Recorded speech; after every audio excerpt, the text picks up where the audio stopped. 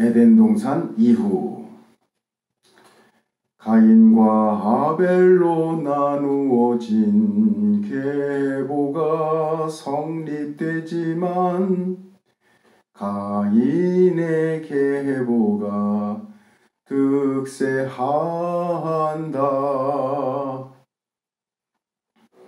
가인과 아벨로 나누어진 계보가 성립되지만 가인의 계보가 득세한다. 1. 가인과 아벨 사건.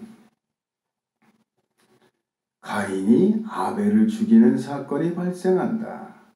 이유는 아벨의 제물은 하나님이 받으시고 가인의 제물은 받지 않았다는 것이었다. 상세히 살펴보자. 가인은 땅의 소산으로 제물을 삼아 여호와께 드렸고, 창세기 4장 3절 말씀. 땅의 소산은 사람들이 먹는 양식이다. 수고와 땀의 결실이다. 이렇게 값진 것으로 여호와께 제물을 드렸다는 것은 외형적으로는 전혀 흠잡을 데가 없다는 것을 말한다. 그 당시 아벨이 드린 양고기는 사람들이 먹지 못하는 것이었다. 따라서 값이 비싸지 않았을 것이다. 그러므로 가인의 제물은 아벨의 제물보다 전혀 부족하지 않았다. 순서에 있어서도 아벨이 먼저 준비하고 가인은 나중에 준비한 것이 아니다. 오히려 그 반대다. 가인의 제물은 연락되지 못하고 아벨의 제물만 연락된 것은 사람들의 기준으로는 도저히 이해할 수 없는 결과였다. 가인과 그 제물은 연락하지 아니하신지라. 창세기 4장 5절. 여호와 하나님이 보신 것은 제물만을 보신 것이 아니에요. 제물을 바친 사람과 그의 제물을 함께 보신 것이지요. 가인의 제물은 아벨의 것에 비해 전혀 뒤처지지 않았어요. 그렇다면 어디서 뒤떨어진 것인가요? 가인이라는 인간에서 뒤처진 것이지요. 사람이 기준 미달이므로 재물이 아무리 뛰어나도 연락하지 않으신 것이지요. 그러나 아벨은 하나님의 기준에 합격이었어요. 그래서 그가 바친 재물도 합격인 것이었지요. 가인은 어째서 기준 미달이었는가? 그의 마음속에는 하나님의 말씀을 받아들일 자리가 없었다. 그에게 있어서 하나님은 자신의 기대를 채워주는 존재여야 했다. 자신의 기대에서 벗어난다면 그분이 창조주 하나님이거나 자신의 혈육인 동생이라 하더라도 제거해버리는 마음을 가진 자였다. 따라서 그의 마음속에는 창조주 하나님이 무엇이라 말씀하시더라도 받아들이고 순종할 마음이 없었던 것이다. 그러나 아벨은 어떠한가? 아벨은 예배의 승자였지만 그 결과로 그에게 찾아온 것은 죽음이었다. 예배에서 합격한 아벨이 죽은 것은 가인의 악함 때문인가? 전능하신 하나님은 가인이 할 악행과 아벨에게 일어날 일도 모르는 분인가? 그럴 수 없다. 전능하신 창조주 하나님이 그 정도도 모를 리 없다. 가인의 살인과 아벨의 죽음 등은 모든 것은 창조주 하나님의 묵인하에서 일어난 것이다. 결국 아벨의 죽음은 그의 순종하는 마음을 보여주는 것이다. 가인의 불순종과 대조되는 아벨의 순종하는 마음을 죽음으로써 보여준 것이다. 당신은 어떤 것을 택하겠는가? 가인처럼 예배에 불합격받았지만 장수하는 사람이 되겠는가? 아니면 아벨처럼 예배에 합격한 피살자가 되겠는가? 예배도 합격받고 죽지도 않겠는가? 그렇다면 당신은 가인의 길을 선택한 것이다. 진정한 예배자는 그리스도와 함께 십자가에 못 박혀 죽는 자다. 따라서 진정한 예배자는 더 이상 자신을 위한 자신의 삶을 살지 않는다. 그의 삶의 주인은 그리스도이며 창조주 하나님이신 것이다. 이 땅의 육신의 생명을 포기하는 하늘의 새 생명을 소유할 수 있는 것이다. 이 땅의 육신의 생명을 포기해야 하늘의 새 생명을 소유할 수 있다.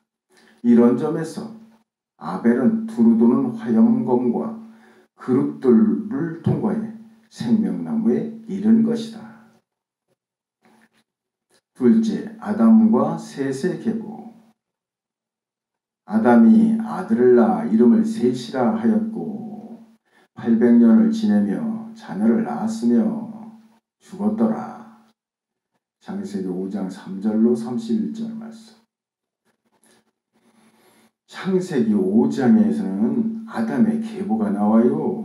아담과 셋과 에노스와 게난이 태어나고 나음이 계속되다가 라멕이 노아를 낳게 되지요. 그들은 특별한 업적이 없어요. 그들의 삶은 자녀를 낳는 것이 전부예요. 한 사람 정도는 기계를 발명하거나 수금이나 퉁소를 만들어 즐기는 일이 있었을 법도 하지만 전혀 찾아볼 수가 없어요. 그러나 가인은 성을 쌓고 거기에 아들의 이름을 붙였어요. 그의 자손 중에 야발은 육축 치는 자의 조상이 되었고 야발의 형제인 유발은 수금과 퉁소 잡는 모든 자의 조상이 되었지요. 두발가인은 동철로 기계를 만드는 자가 되었고 실로 인류 문명의 발달에 크게 기여한 사람들이 되었지요. 이들이 인류 공영에 기여할 때 하나님의 사람들이라는 셋과 에노스의 자손들이 한 일은 무엇인가요? 인간의 생명도 그들이 소유한 재능도 모두 창조주 하나님이 주시는 것이라고 생각할 때 하나님이 해도 너무하시는 것 아닌가요? 그들 중에 아무도 큰 업적으로 하나님께 영광을 돌리는 사람이 없지 않았나요? 하나님을 믿는 사람의 잘못인가요? 아니면 창조주 하나님의 잘못인가요? 셋째, 사람의 딸들의 아름다움. 나의 신이 영원히 사람과 함께하지 아니하리니 이는 그들이 육체가 됨이라. 창세기 6장 3절 말씀.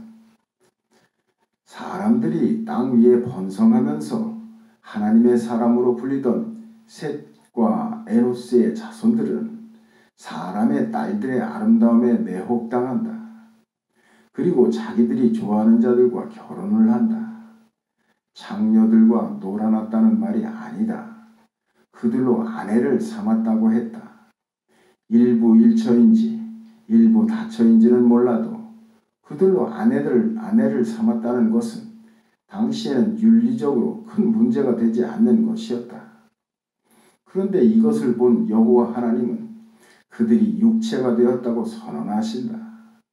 이전까지는 육체적 인간이 아니라 영적인 측면에 가까운 인간이었다는 말이 된다. 더 깊이 생각해보면 이전에는 영적인 구원의 가능성이 있었던 그들이었지만 육체가 된 후로는 더 이상의 영적인 구원의 가능성이 없어졌다는 뜻이 된다. 그렇기 때문에 그들을 모두 물 청소하듯이 홍수로 멸해버리신다. 육체적으로만 살아있는 것은 영적인 생명에만 가치를 두시는 여호와 하나님의 눈으로 볼 때는 죽은 것과 다름이 없기 때문이었다. 7일간의 만물 창조에서 살펴본 것처럼 노아의 홍수 이전에는 지금의 지구 환경과 전혀 다른 풍요로운 조건이 갖춰져 있었어요. 물론 에덴 동산에 비하면 열악한 환경이었지만 에덴 동산 이후에 노아의 홍수 전까지는 특별하게 고안된 우수한 환경이 제공되었던 것이지요. 지상에서 최상의 환경이었던 에덴 동산에서 금단의 열매를 따먹으면서 그들에게 찾아온 것은 시각의 변화였어요. 안 보이던 것이 보이고 보이던 것이 안 보인 것이지요. 그런데 특별하게 고안된 우수한 환경의 결말도 사람의 딸들의 아름다움에 눈을 빼앗긴 시각의 변화에 초점이 맞추어져 있어요.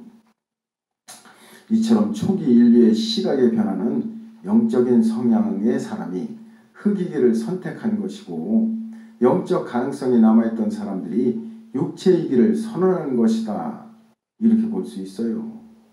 이렇게 되면 더 이상 그들의 삶은 가치가 없는 죽은 인생이라는 것을 노아의 홍수로 극명하게 보여주시는 것이지요. 땅에서 육체로는 살고 있어도 창조주 하나님이 원하시는 영적 생명의 가능성은 전무하다는 선언인 것이지요. 살았지만 죽은 거나 마찬가지란 얘기지요. 아멘.